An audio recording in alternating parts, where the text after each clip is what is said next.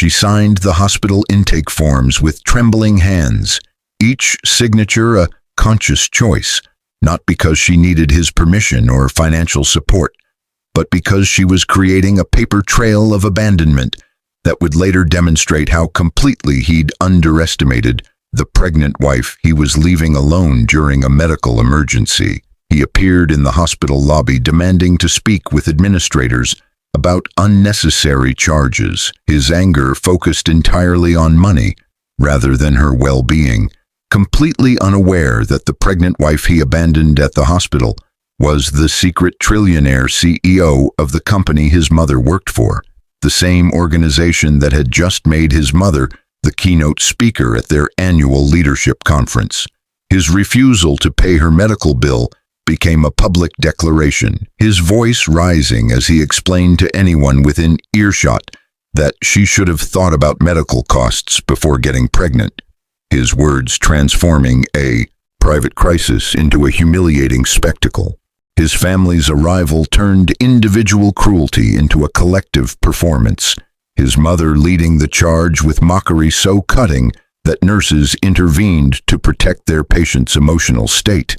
Her attacks questioning everything from the pregnancy's legitimacy to her daughter-in-law's intelligence in trapping her son. The family's synchronized assault was devastatingly thorough. While he consulted with lawyers about limiting his obligations, his mother called colleagues to laugh about the disaster my son finally escaped, and his sister posted cryptic social media messages about family betrayals and financial manipulators, none of them comprehending that the woman they were destroying in that hospital corridor was the invisible force who'd approved their mortgages, investments, and the very promotions his mother celebrated as personal achievements. When she walked into the boardroom the next day, her presence causing immediate confusion among executives who'd only known their CEO through encrypted communications and proxy votes. What she did transcended corporate revelation or personal vindication. Her actions made him wept so uncontrollably that security personnel offered him assistance, reduced his mother to begging for another chance, with a desperation that shocked colleagues who'd only known her as unshakable, and forced his family to confront that their mockery at the hospital had been witnessed and documented by the one person whose forgiveness they would desperately need, but never receive. Could a husband who'd abandoned his wife mid-labor ever comprehend that he'd rejected the architect of his family's entire prosperity? Would his mother's corporate reputation survive the revelation that she'd publicly mocked her own CEO during a medical crisis? And would his family's coordinated cruelty at the hospital become the catalyst for losing not just relationships, but the financial security they'd assumed was permanent and untouchable? This narrative dissects the intersection of marital betrayal, family cruelty, and corporate power, showing how underestimating people based on circumstances can lead to catastrophic consequences. You will understand the profound importance of treating people with dignity, regardless of their apparent vulnerability, and how hidden power can reshape entire narratives when it finally reveals itself.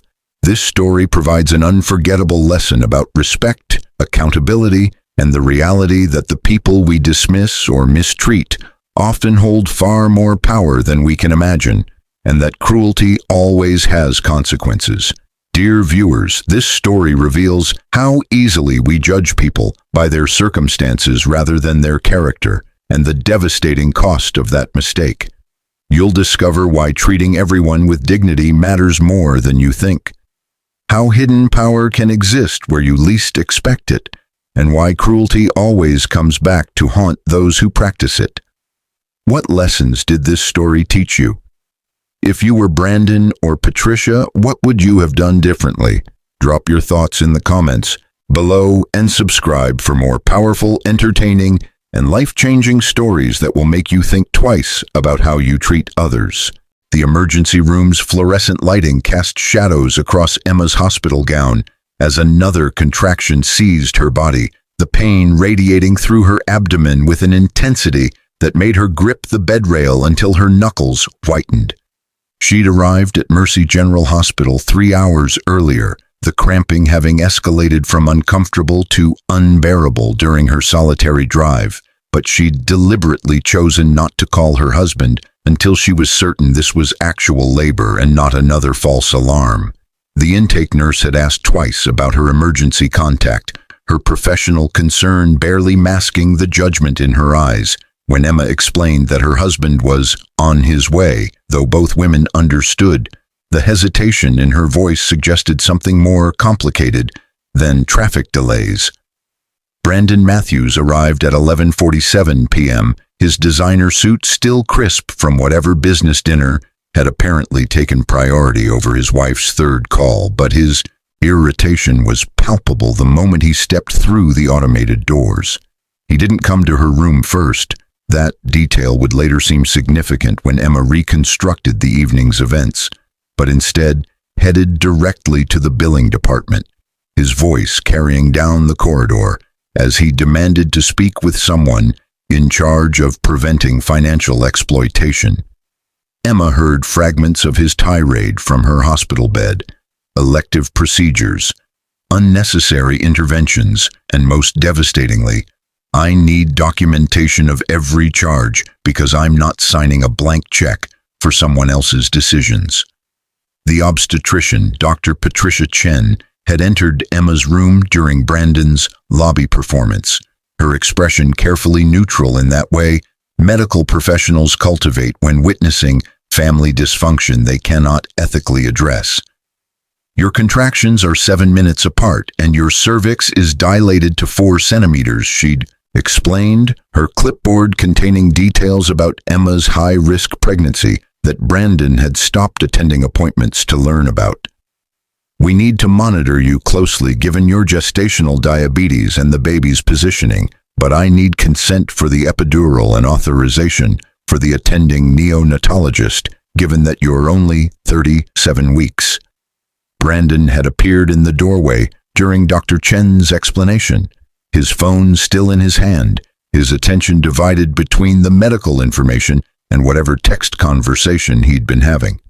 "How much is all this going to cost?" he'd asked, not "How is Emma doing?" or "Is the baby okay?"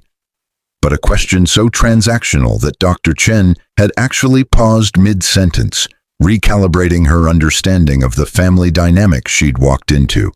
When the doctor explained the estimated costs, figures that seemed astronomical but were standard for complicated deliveries, Brandon's response had been swift and devastating.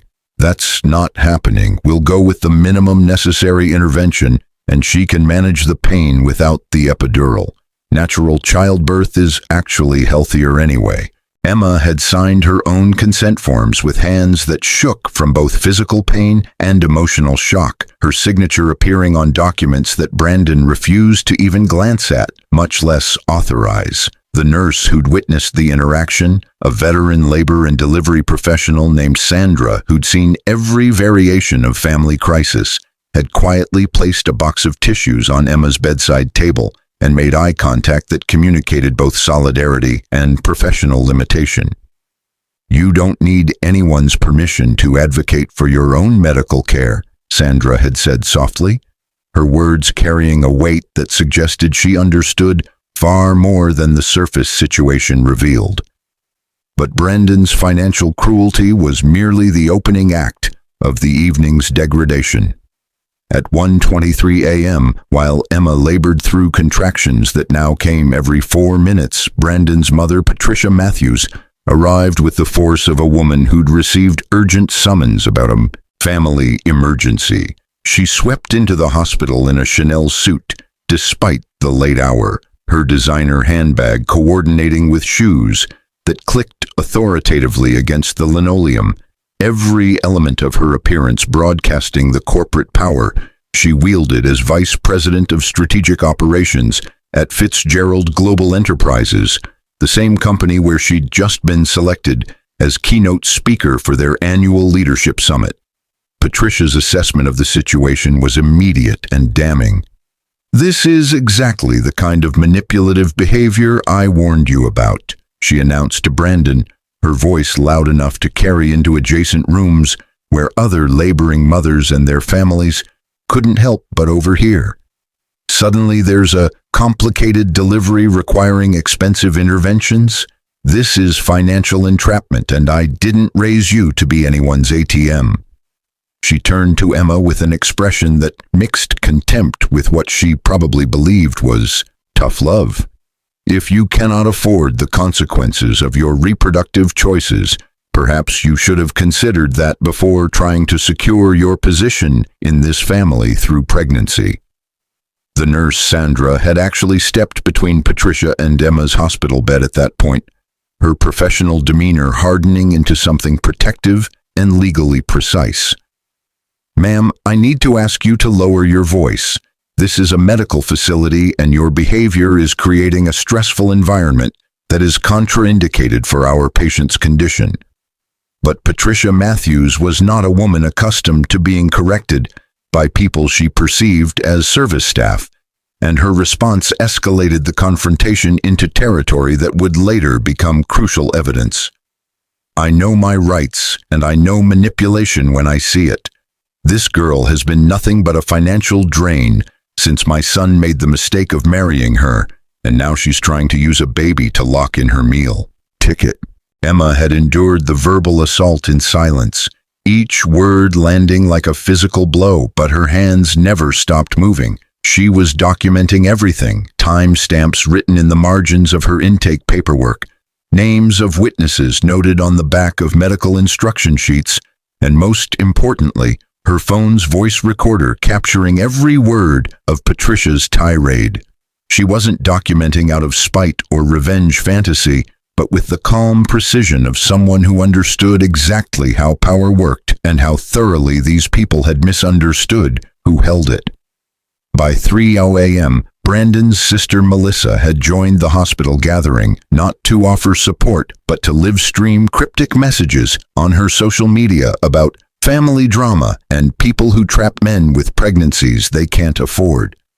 The Matthews family had transformed Emma's medical crisis into their own personal theater of cruelty, performing their contempt with an audience of hospital staff, other patients' families, and Melissa's 10,000 followers who watched her stories with rapt attention. None of them noticed that Emma had stopped responding to their provocations, her focus entirely on the contractions, the medical team, and the meticulous record she was creating of this night. What none of the Matthews family could have known, what they never thought to question despite the incongruities they'd overlooked for 2 years, was that the woman they were publicly humiliating controlled not just her own destiny, but theirs as well.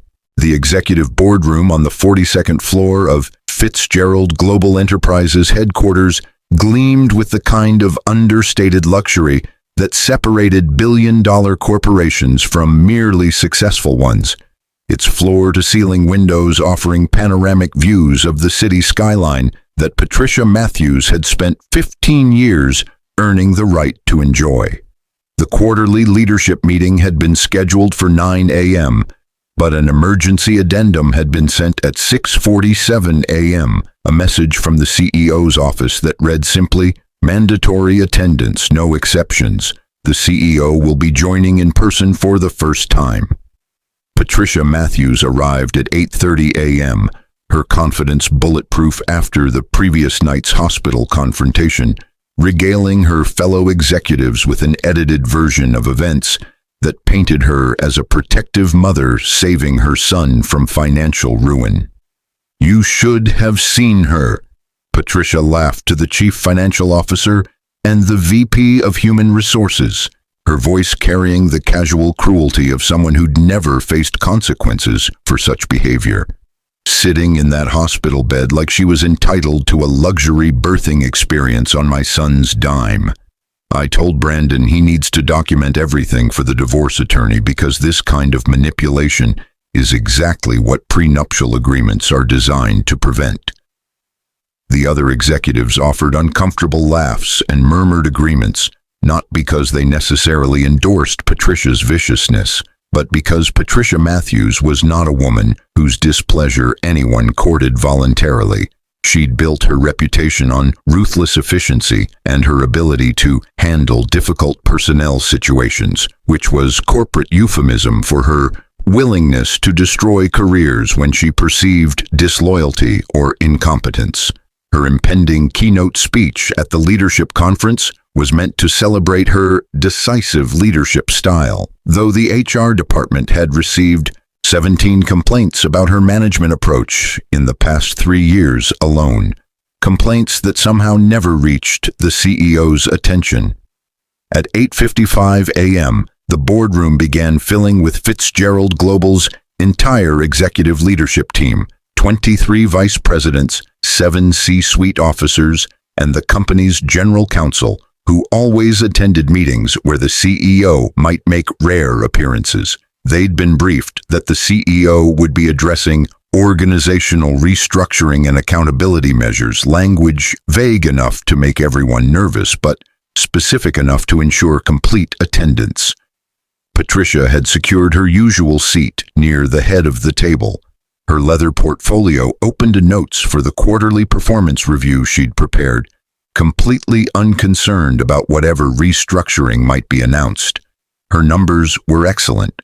Her department ran efficiently, and she'd just successfully navigated a family crisis that proved her ability to handle pressure. The boardroom doors opened at exactly 9 a.m., but instead of the elderly male CEO that many executives had imagined, their mysterious leader who'd only ever appeared via encrypted video calls and proxy votes, a young woman entered. She was visibly pregnant, moving with the careful deliberation of someone in physical discomfort, wearing a tailored maternity dress that was elegant but noticeably less expensive than the designer suits surrounding her. Several executives glanced at her with confusion, assuming she was perhaps an assistant who'd been sent to announce another delay, but the company's general counsel, Thomas Richmond, stood immediately, his expression mixing shock with something that looked like vindication. "Ladies and gentlemen," Thomas announced, his voice cutting through the confused murmuring, "I'd like to introduce the founder and CEO of Fitzgerald Global Enterprises, Emma Fitzgerald." The silence that followed was absolute and devastating. 23 vice presidents and 7 C-suite officers experienced simultaneous cognitive recalibration as they processed the impossible information. The mysterious CEO, who'd built a trillion-dollar enterprise through brilliant acquisitions and market predictions, was not the seasoned businessman they'd imagined, but a 28-year-old woman who looked like she'd just come from a hospital. Patricia Matthews's face drained of all color, her confident posture collapsing as her brain struggled to reconcile the manipulative gold digger from last night's hospital with the woman who controlled her career, her salary, her mortgage approval, and her upcoming keynote speech invitation. Emma moved to the head of the conference table with quiet authority, her physical discomfort evident but her presence commanding, in ways that had nothing to do with volume or aggression. She placed a tablet on the table, not the leather portfolio of someone performing executive cosplay, but the actual device from which she'd managed a global empire while her husband and his family assumed she was unemployed. "I apologize for the dramatic revelation," Emma began, her voice steady despite the obvious pain she was managing, "but recent events have made it necessary to address some fundamental issues about respect, accountability, and the culture we're building at this organization." Thomas Richmond activated the boardroom's presentation screen, and footage began playing. Audio recordings and time-stamped videos from the previous night's hospital incident, complete with transcripts that appeared alongside the recordings. Patricia Matthews's voice filled the boardroom. "This girl has been nothing but a financial drain since my son made the mistake of marrying her, and now she's trying to use a baby to lock in her meal ticket." The words that had seemed powerful in a hospital corridor at 2 a.m. sounded monstrous when played back in the corporate setting where Patricia had built her reputation on professional excellence. But Emma didn't stop with the hospital recordings. The presentation continued with documented evidence of Patricia's management style, the 17 HR complaints that had mysteriously never reached the CEO, emails in which Patricia had mocked subordinates' emotional weaknesses, and most damning communications showing that Patricia had blocked 3 separate diversity initiatives because they would have lowered standards in her department. Every executive in the room watched their colleague's true character emerge from behind the veneer of professional competence, and several looked physically ill as they realized they'd laughed along with her cruel stories about her daughter-in-law less than 30 minutes earlier. "Patricia Matthews," Emma said quietly, her voice carrying more authority than any amount of shouting could have achieved. "You are terminated effective immediately for gross misconduct, harassment, and violation of our company's core values. Your keynote speech is canceled. Your severance package, which would have been substantial given your years of service, has been reduced to the legal minimum due to the severity of your behavior. You have 30 minutes to collect your personal belongings under security escort." Patricia's mouth opened and closed soundlessly, her legendary composure shattered so completely that she looked like a different person. "Emma, please," she finally managed, her voice cracking with desperation that would have seemed impossible an hour earlier. "I didn't know. I never would have. You have to understand. I thought you were—" But the words died as she realized there was no sentence she could construct that would undo the previous night's cruelty or the years of documented abuse. "You thought I was powerless," Emma finished for her, each word precise and devastating. "You thought my value as a human being was determined by my financial dependence on your son. You thought pregnancy made me vulnerable rather than worthy of protection. And most tellingly, you thought cruelty was an acceptable response to perceived weakness." She paused, letting the words settle over the room, like a judgment that extended beyond Patricia to everyone who'd enabled her behavior. "That tells me everything I need to know about your character and your fitness for leadership in this organization." Security personnel appeared at the boardroom doors, not because Patricia posed a physical threat, but because her breakdown had progressed to the point where professional intervention seemed prudent. She was escorting herself toward the exit, her designer handbag clutched against her chest like a shield, when she turned back with one final desperate plea. "What about Brandon? What about your marriage? You can't destroy our entire family over one mistake." Emma's expression didn't change, but something in her eyes communicated a finality that made Patricia's words die in her throat. "Your son abandoned his pregnant wife during a medical emergency because paying my hospital bill was too expensive. He consulted with divorce attorneys while I was in active labor. He refused to authorize pain medication because natural childbirth is healthier, despite my high-risk status." She glanced down at the tablet that contained 2 years of documented evidence. "But those weren't mistakes, Mrs. Matthews. Those were choices that revealed exactly who he is. Just as your behavior last night revealed who you are." The boardroom door closed behind Patricia Matthews, and the remaining executives sat in stunned silence, each processing their own proximity to the catastrophe they'd just witnessed. Several were mentally reviewing their own interactions with Patricia, wondering if they'd been complicit in creating the environment that had allowed her cruelty to flourish.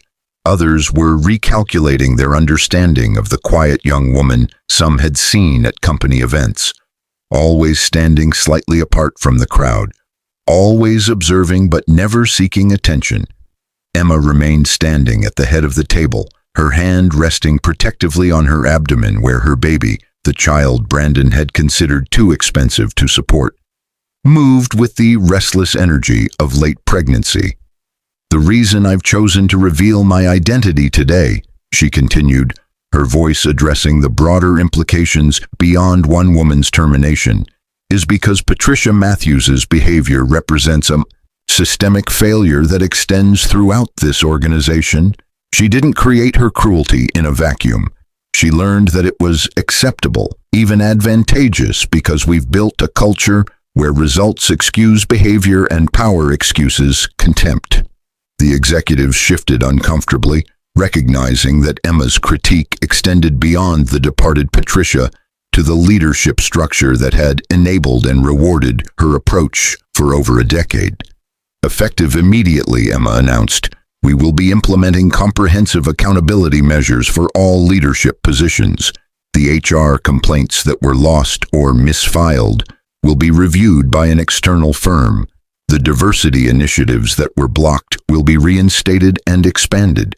And most importantly, we will be establishing clear consequences for behavior that degrades, dismisses, or dehumanizes anyone in this organization, regardless of their position or perceived vulnerability. Thomas Richmond was distributing folders to each executive, documents that outlined the new accountability framework with the kind of legal precision that suggested months of preparation rather than overnight reaction. Emma had been planning this transformation long before the hospital incident. The previous night had simply provided the catalyst that made revelation strategically advantageous rather than unnecessarily disruptive. I built this company from nothing, Emma said, her voice carrying the quiet confidence of someone stating simple facts rather than boasting. I did it while pretending to be unemployed because I wanted to see who people truly were when they thought I had no power to affect their lives. Some of you treated me with basic human decency at company events. Others ignored me or made assumptions about my intelligence and worth. Those observations have informed every promotion decision, every department allocation, and every strategic choice I've made. She paused, making eye contact with several executives who suddenly looked pale. Moving forward, you will be evaluated not just on your results, but on how you achieve them and who you become in the process of pursuing success. The meeting continued for another 90 minutes, but the fundamental power structure of Fitzgerald Global Enterprises had been permanently altered in the first 15. Emma Fitzgerald was no longer the mysterious voice on encrypted calls, but a visible leader whose pregnancy and youth didn't diminish her authority but rather amplified the courage required to build an empire while being systematically underestimated. As executives filed out of the boardroom, their expressions ranged from chastened to terrified to genuinely inspired. Emma remained at the windows overlooking the city. She placed her hand on the glass, feeling the vibration of the building beneath her palm. Her building, her company, her vision that had been forged in the fires of being dismissed and underestimated. The baby kicked against her ribs, a reminder that some forms of power couldn't be hidden in corporate structures or encrypted communications, but demanded to be acknowledged regardless of convenience or cost. Somewhere in the building below, Patricia Matthews was being escorted through a lobby she'd walked through with arrogant confidence for 15 years, carrying a box of personal belongings that represented the sudden collapse of everything she'd built on a foundation of cruelty disguised as strength. And in a law office across the city, Brandon Matthews was about to receive a phone call that would shatter his understanding of the marriage he'd thought he was escaping. Brandon Matthews sat in the law offices of Sterling & Associates at 10:15 a.m., his confidence bolstered by his mother's assurances that good attorneys can protect you from gold diggers who use pregnancy as leverage. He'd chosen Robert Sterling specifically because the attorney had a reputation for aggressive divorce strategies that prioritized asset protection over emotional considerations, exactly the approach Brandon believed his situation required. The consultation had been scheduled for 2 weeks, arranged shortly after Emma's pregnancy announcement had transformed what Brandon considered a temporary marriage into something that threatened his financial future and personal freedom. The key, Robert Sterling was explaining, his silver hair and expensive suit, projecting the authority of 3 decades practicing family law, is documenting a pattern of financial irresponsibility and unreasonable demands. The hospital incident you described last night is perfect demanding expensive interventions, refusing to consider cost-effective alternatives, creating medical emergencies that conveniently require your financial rescue. He slid a legal pad across his mahogany desk, the notes already outlining a strategy that painted Emma as manipulative and Brandon as a victim of reproductive coercion. Brandon nodded enthusiastically, his relief palpable as the attorney validated every justification he'd constructed for his behavior. Exactly. And my mother witnessed the whole thing. She can testify that Emma was being completely unreasonable about the medical costs. Natural childbirth is actually healthier anyway. So refusing the epidural was me looking out for the baby's well-being, not being cheap. The revision of history was seamless, Brandon's brain having already rewritten the previous night's events into a narrative where he was the responsible party, making difficult but necessary decisions. Robert's assistant knocked on the office door at 10:23 a.m., her expression apologetic for the interruption, but urgent enough to suggest something requiring immediate attention. "Mr. Sterling, I'm sorry, but you have an emergency call on line 3. The caller says it's regarding the Matthews consultation, and it cannot wait." Robert frowned. He didn't appreciate interruptions during billable hours, but something in his assistant's tone suggested this wasn't a standard call that could be deferred to voicemail. He picked up the phone with visible irritation, his greeting professional but clipped. "Robert Sterling speaking." The voice on the other end made his expression transform from annoyance to confusion, to something approaching horror in the span of 15 seconds. Brandon watched the attorney's face drain of color, his confident posture collapsing as he listened to information that was clearly devastating. "I understand," Robert finally said, his voice stripped of its earlier authority. "Yes, I will inform my client immediately. No, there will be absolutely no further action on this matter. You have my word." Robert placed the phone down with the careful precision of someone trying to maintain composure while their professional world crumbled, and he looked at Brandon with an expression that mixed pity with barely concealed anger at having been made complicit in something catastrophic.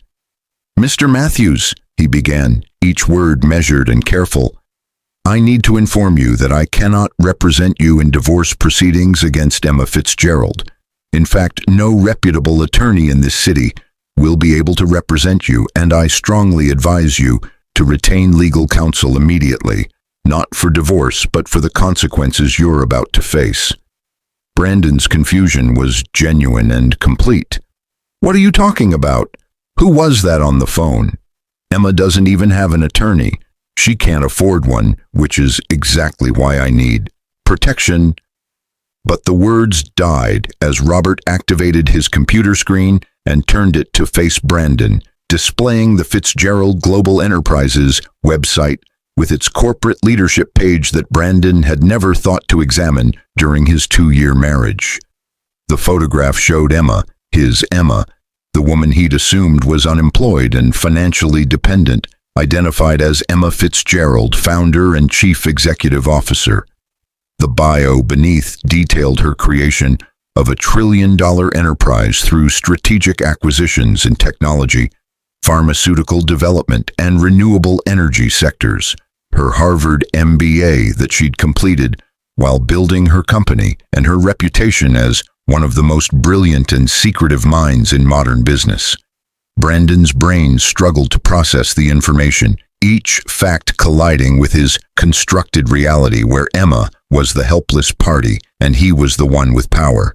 "That phone call," Robert continued, his professional detachment barely masking his fury at having been used in what could have become a career-ending ethical violation, was from Fitzgerald Global's general counsel, informing me that your wife, your extraordinarily wealthy and powerful wife, has comprehensive documentation of your behavior, including last night's hospital abandonment.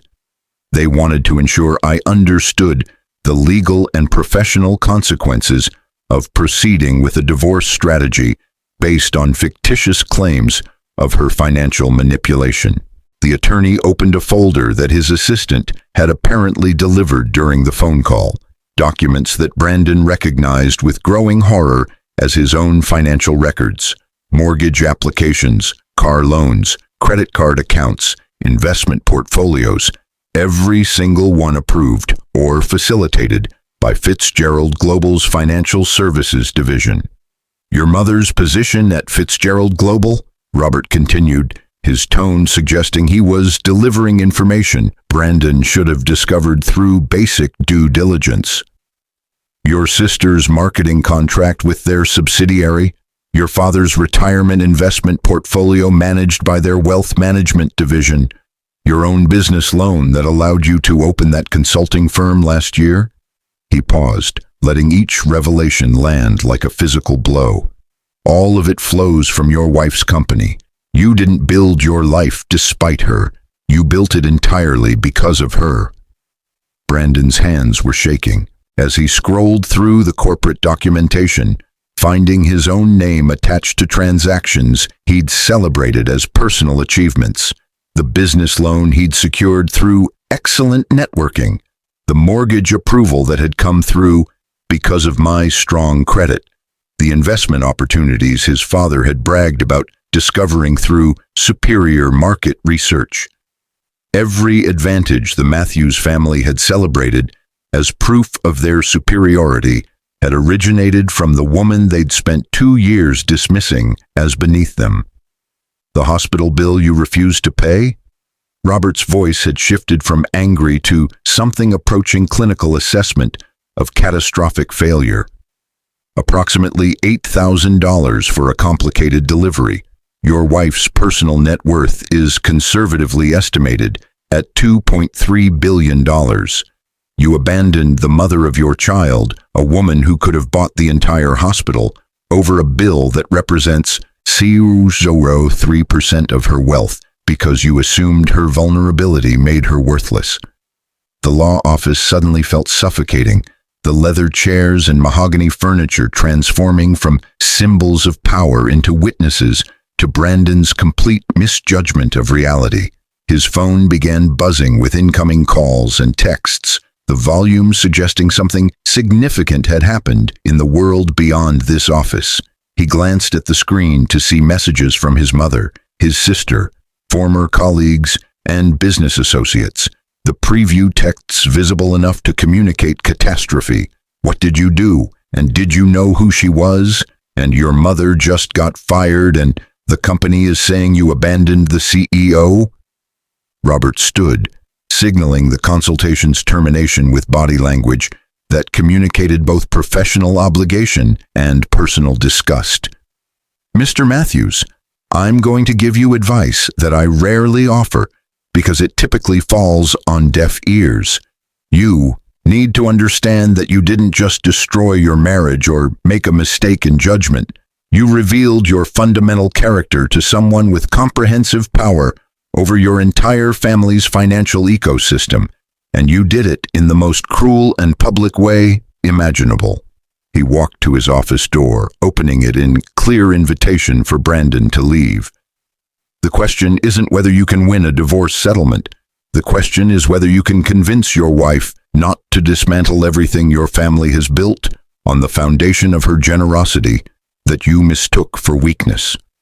Brandon walked through the law office lobby in a daze, other clients and attorneys glancing at him with expressions suggesting they'd already heard rumors about the Matthews consultation disaster. His phone continued its relentless buzzing, a call from his mother that he couldn't bring himself to answer, knowing that her legendary confidence had just been shattered in a boardroom, 42 floors above the city. He stepped onto the street where morning traffic continued its indifferent flow, the world operating normally while his entire understanding of his place in it collapsed. A text message appeared from an unknown number, the content brief and devastating. "Brandon, this is Thomas Richmond, General Counsel for Fitzgerald Global Enterprises. Emma has requested that I inform you she will be staying at the corporate residence for the foreseeable future. Your personal belongings from the marital home will be delivered to your parents' address. She will be in contact through legal counsel regarding custody arrangements and property division. I strongly advise you to retain an attorney who specializes in family law, though I should note that Emma has indicated her intention to be fair in the settlement despite your behavior. That generosity is more than you deserve." Brandon stood on the sidewalk, reading and rereading the message, his brain still struggling to reconcile the woman who would offer a fair settlement with the woman he'd abandoned in a hospital 12 hours earlier. The cognitive dissonance was overwhelming. Emma was simultaneously the powerless victim he'd discarded and the most powerful person he'd ever known, and his inability to see both truths simultaneously had cost him everything. A fair settlement from a billionaire would still leave him comfortable, but he'd traded a marriage to the most remarkable woman he'd ever meet for the privilege of cruelty he'd believed came without consequences. His sister Melissa's social media posts from the previous night were already being screen-capped and shared across platforms. Her cryptic messages about family betrayals and financial manipulators now recontextualized as the Matthews family publicly mocking a pregnant billionaire during a medical emergency. The comments sections filled with outrage, disbelief, and the particular brand of internet justice that destroys reputations with viral efficiency. Within hours, Brandon Matthews would be trending not as a successful consultant, but as the man too foolish to recognize his own wife's worth. But the most devastating realization came as Brandon stood outside the law office, watching the city move around him. Emma had known. She'd known for their entire marriage that she had the power to expose him, to punish him, to destroy his family's financial foundation with a single decision, and she'd chosen not to use that power. She'd attended company parties where his mother worked, standing quietly in corners while Patricia Matthews mocked her to colleagues, and she'd never revealed that she controlled Patricia's career. She'd lived in modest apartments and driven practical cars, and never corrected his assumptions about her financial dependence, not because she was hiding something shameful, but because she'd been testing whether he could love her without the corruption of knowing her wealth. He had failed that test so completely that the failure would define the rest of his life. A black car pulled up to the curb, and Brandon recognized the Fitzgerald Global logo on the door. The driver emerged with a manila envelope, his expression professionally neutral, as he handed it to Brandon without comment before returning to the vehicle and driving away. Inside the envelope were divorce papers, already filed and processed with the efficiency that unlimited resources could purchase, and a handwritten note in Emma's careful script.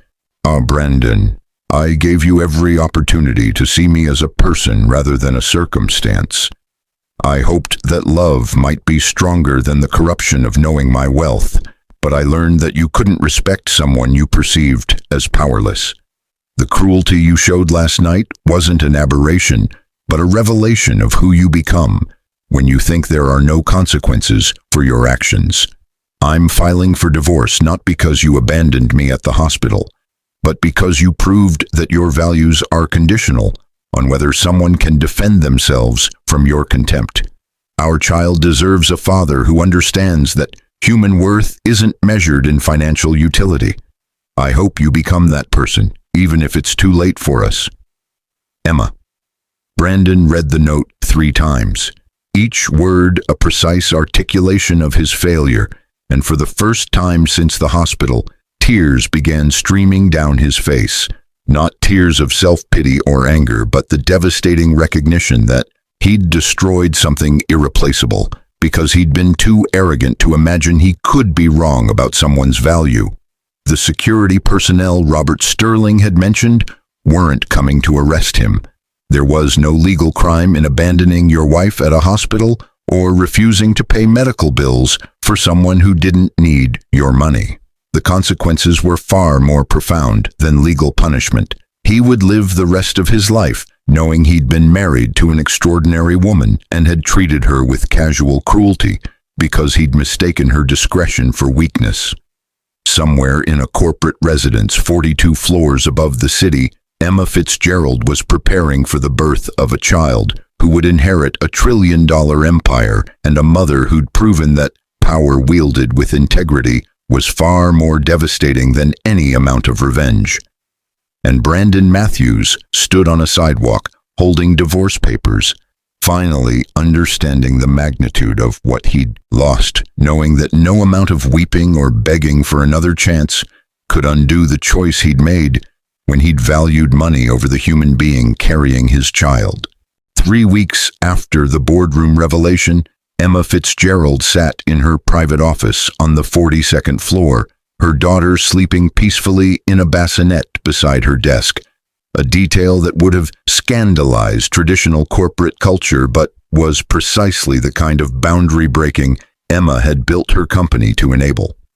Little Sophia Grace Fitzgerald had arrived via scheduled C-section 2 days after the divorce papers were filed, delivered by the same medical team at Mercy General Hospital who'd witnessed Brandon's abandonment, their exceptional care motivated not by Emma's wealth but by their commitment to ensuring no patient experienced what they'd seen her endure 3 weeks prior. The view from Emma's office encompassed the city where she'd built an empire while being systematically underestimated, each building in the skyline representing a choice she'd made to value substance over appearance, results over recognition. Her assistant knocked softly before entering, carrying the afternoon's priority correspondence that required Emma's personal attention rather than executive delegation. Among the standard contracts and strategic proposals was a handwritten letter on expensive stationery, the return address indicating it came from Brandon Matthews. Emma had received 47 communications from Brandon since the divorce filing, texts that progressed from confused to angry to desperate to genuinely remorseful, voicemails that captured his psychological journey from denial to acceptance, and 3 previous letters that her attorneys had screened and summarized without requiring her direct engagement. This letter was different, her assistant explained quietly, because it didn't ask for anything. It didn't beg for another chance or request reconsideration or attempt to negotiate the divorce settlement that Emma's attorneys had structured to be extraordinarily generous, despite Brandon's behavior. She opened the letter while Sophia slept, the afternoon light casting shadows across handwriting that looked less controlled than Brandon's usual precise script, suggesting he'd written it in genuine emotional turmoil rather than calculated strategy. Emma, I've started this letter 63 times over the past 3 weeks, and every version felt inadequate because there aren't words that can communicate the magnitude of my failure or the depth of my regret. I'm not writing to ask for forgiveness because I understand that what I did was unforgivable. I'm writing because you deserve to know the truth about who I was before you married me, and I owe you the truth about who I've become since you left. I didn't abandon you at the hospital because I couldn't afford your medical bills. I abandoned you because I'd constructed an entire identity around being the successful partner in our marriage, and your pregnancy threatened that delusion. When you were vulnerable, when you needed me most, I saw an opportunity to assert power I thought I deserved, and I took it. That's the truth that's harder to face than simple cruelty or financial anxiety. I chose to be cruel because it made me feel important. My mother called me yesterday from the apartment she's renting with the severance package your company provided, the legal minimum that's still more generous than most people receive for decades of service. She wanted to strategize about how we could fight back against what you did to our family. I told her the truth I should have told her 2 years ago. We didn't lose anything that was actually ours.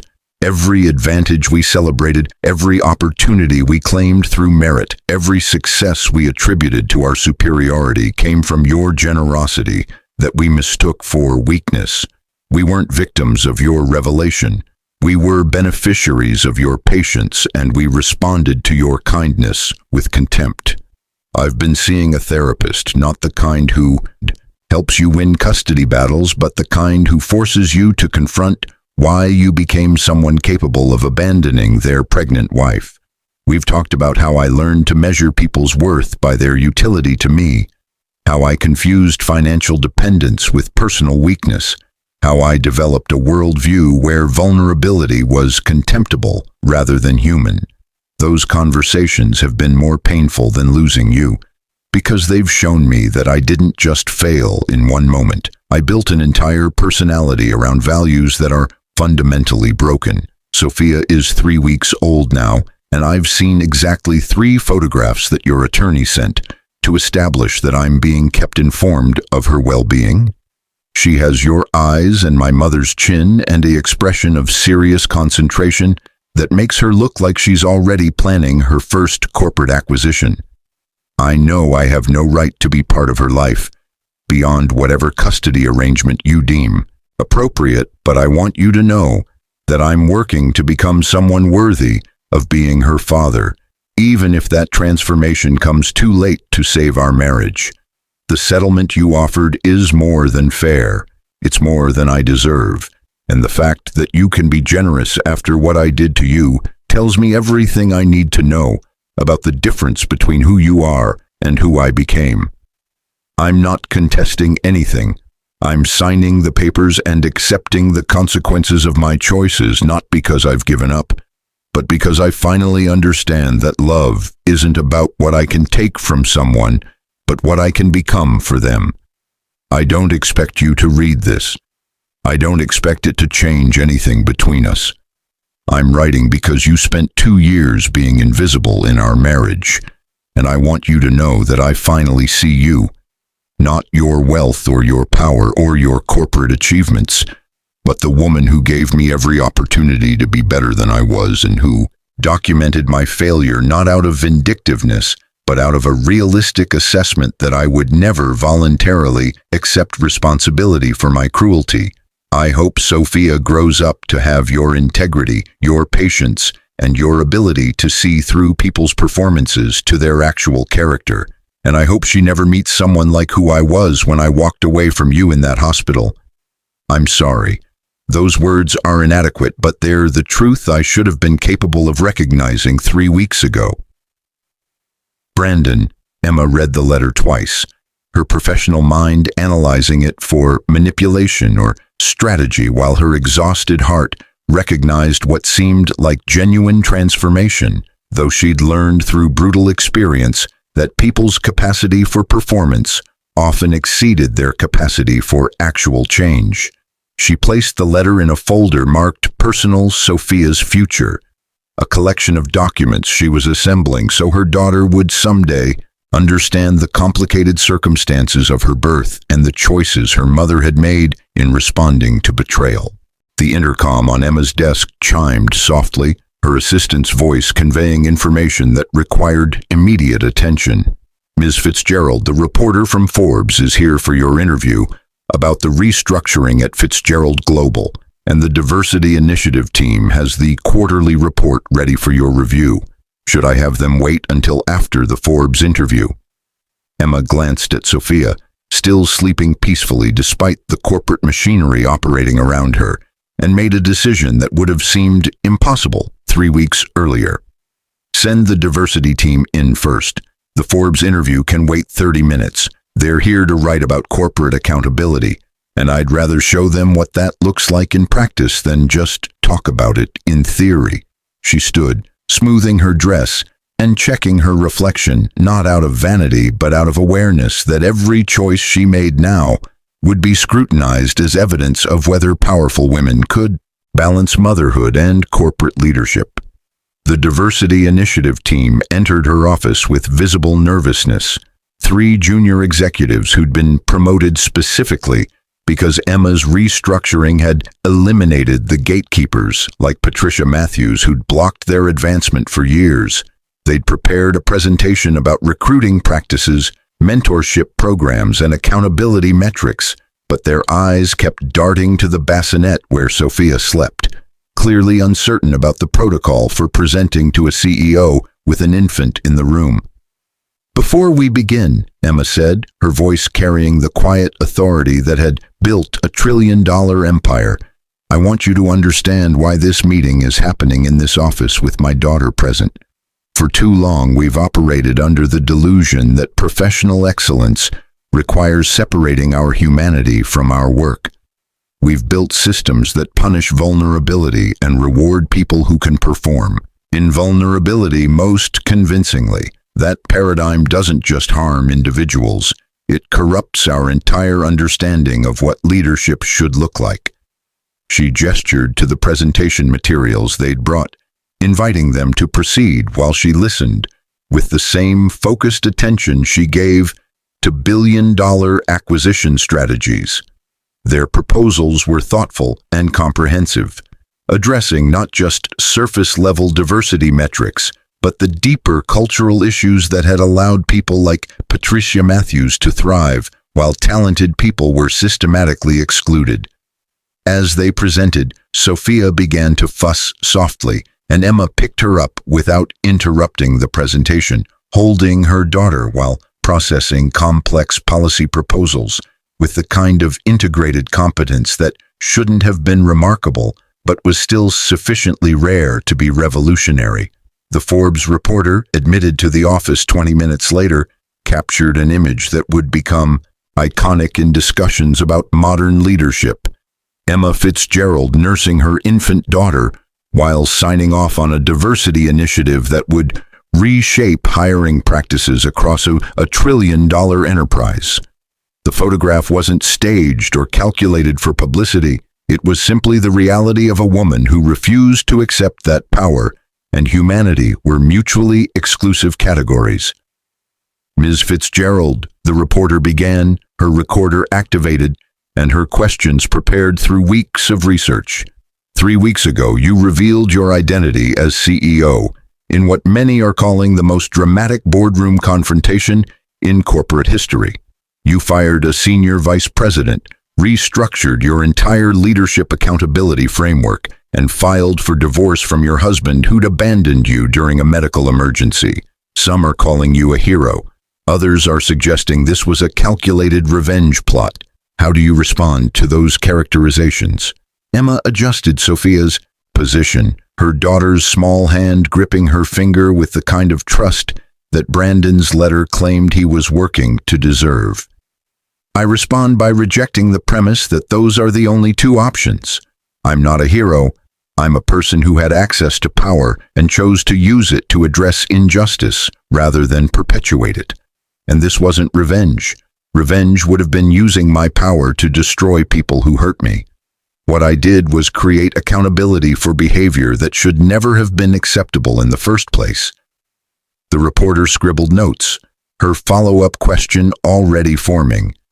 But surely there's a personal element to this. Your former mother-in-law mocked you publicly, your husband abandoned you at a hospital, and within days you'd fired her and filed for divorce. That timing suggests emotional motivation rather than pure policy implementation. Emma smiled slightly, recognizing the attempt to reduce her choices to emotional reaction, rather than strategic decision-making. Here's what I want people to understand. Patricia Matthews wasn't fired because she was cruel to me personally.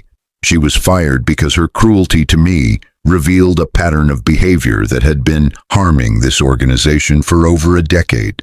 Those 17 HR complaints that never reached my attention. Those diversity initiatives that were mysteriously blocked. Those talented employees who left because they couldn't survive in her department. All of that predated her hospital behavior. I just hadn't connected the dots because I was operating through intermediaries rather than direct observation. She paused, letting Sophia settle into sleep against her shoulder, the weight of her daughter grounding the conversation in stakes beyond corporate policy. The personal element isn't that I fired someone who hurt me. The personal element is that being underestimated gave me perspective I wouldn't have had if everyone had known my identity from the beginning.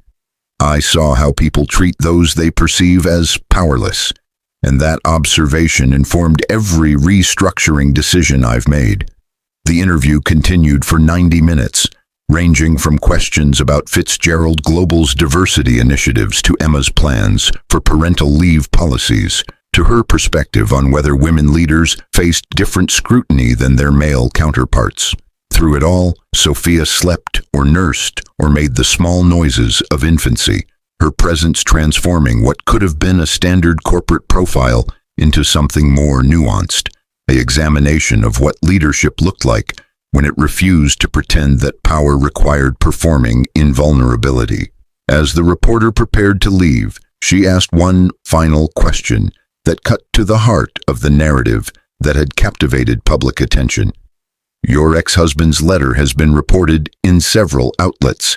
Apparently someone from the law office leaked details about his remorse and his therapy and his acceptance of the divorce settlement. Do you believe people can change? Do you think his transformation is genuine? Emma walked to the window, looking out over the city where Brandon was presumably rebuilding his understanding of himself and his values. I believe people can change, she said carefully, each word chosen with the precision of someone who understood how her answer would be quoted and analyzed. I also believe that change is most meaningful when it happens because someone recognizes their behavior was wrong, not because they got caught or lost something valuable. Brandon is devastated, but I don't know yet whether he's devastated because he hurt me or because he lost access to what I could provide him. That distinction matters. She turned back to the reporter, Sophia still sleeping against her shoulder, the visual embodiment of stakes that extended beyond corporate restructuring or personal vindication. What I do know is that our daughter deserves a father who treats people with dignity, regardless of whether they have power to affect his life. If Brandon becomes that person, truly becomes that person through years of genuine work, rather than months of performative regret, then Sophia will benefit from having him in her life. But I'm not interested in giving him another chance to prove he can love me when I'm visible as powerful. I already know he can do that. What I needed him to prove was that he could love me when he thought I was powerless, and he failed that test catastrophically. People ask me if I regret hiding my identity for 2 years, if I regret marrying someone who didn't know who I really was. But here's what they don't understand. Brandon knew exactly who I was. He knew I was intelligent, capable, observant, and caring. What he didn't know was that I had money and power. The fact that knowing those 2 additional facts would have completely changed how he treated me tells you everything you need to know about his values and nothing you need to know about mine. I didn't hide my true self. I just removed the variables that corrupt people's ability to see clearly. 6 months after the Boardroom revelation, Emma established the Matthews Foundation, a name that made her attorneys wince but that Emma insisted was necessary. The foundation focused on supporting pregnant women experiencing financial abuse, providing legal resources, medical advocacy, and economic support for people escaping relationships where their vulnerability was weaponized.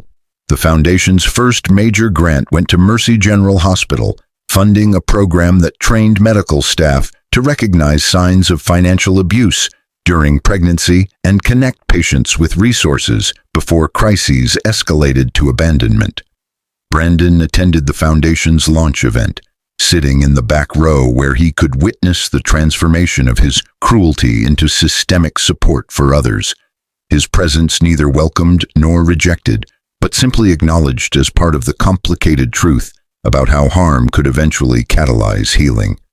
He'd been seeing Sophia every other weekend under a custody arrangement Emma had structured to prioritize their daughter's well-being over Brandon's punishment, and the supervised visits had shown him a child who would grow up knowing her worth wasn't conditional on anyone's perception of her utility. The Matthews Foundation's mission statement, written by Emma and displayed prominently at the launch event, captured the lesson she'd learned through her hospital abandonment and boardroom revelation. Human worth is not determined by financial independence, social power, or the ability to defend oneself from cruelty.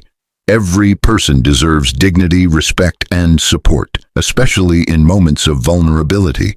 This foundation exists because one woman had the resources to protect herself from abandonment, and we believe everyone deserves that protection, regardless of their wealth. We transform stories of individual harm into systemic change, because the appropriate response to injustice isn't just personal recovery, it's ensuring that others don't face the same cruelty we survived. As Emma stood at the podium with Sophia, now 6 months old, balanced on her hip, she looked out over an audience that included former employees who'd left Fitzgerald Global under Patricia Matthews's leadership, medical professionals who'd witnessed the hospital incident, and reporters who'd followed the story from boardroom revelation to foundation launch. "I want to thank my former husband for teaching me the most valuable lesson I've learned in building a trillion-dollar enterprise," she said, her voice carrying both genuine gratitude and subtle irony. "He showed me that the true measure of someone's character isn't how they treat people who can affect their success, but how they treat people they believe cannot defend themselves. That lesson has informed every hiring decision, every policy change, and every strategic choice I've made in restructuring this company." Brandon sat in the back row, tears streaming down his face, not the performative weeping of someone seeking sympathy, but the quiet devastation of someone confronting the permanent consequences of temporary choices. His therapy had helped him understand that Emma wasn't obligated to forgive him, that Sophia wasn't a vehicle for rebuilding his relationship with her mother, and that genuine change meant accepting that some damage couldn't be repaired, no matter how sincerely he regretted causing it. The foundation would go on to help thousands of people experiencing financial abuse during pregnancy, its resources preventing abandonments and providing alternatives for people trapped in relationships where their vulnerability was exploited. And every person helped by the Matthews Foundation would benefit from a billionaire's choice to transform personal betrayal into systemic support, to use power not for revenge, but for preventing others from experiencing the cruelty she'd survived. Emma Fitzgerald built her empire while being underestimated, and when she finally revealed herself, she chose accountability over destruction, transformation over revenge, and systematic change over personal vindication. She proved that the most powerful response to cruelty wasn't matching it with equal cruelty, but creating a world where such behavior had consequences, and where vulnerability was protected rather than exploited. And Sophia Grace Fitzgerald would grow up in that world, learning from her mother's example that true power lies not in dominating others, but in using whatever advantages you possess to ensure that everyone, regardless of their circumstances, is treated with the dignity that all humans deserve. The lesson was simple but revolutionary. Treat people with respect not because you know their power, but because recognizing their humanity is the only measure of your own character that ultimately matters.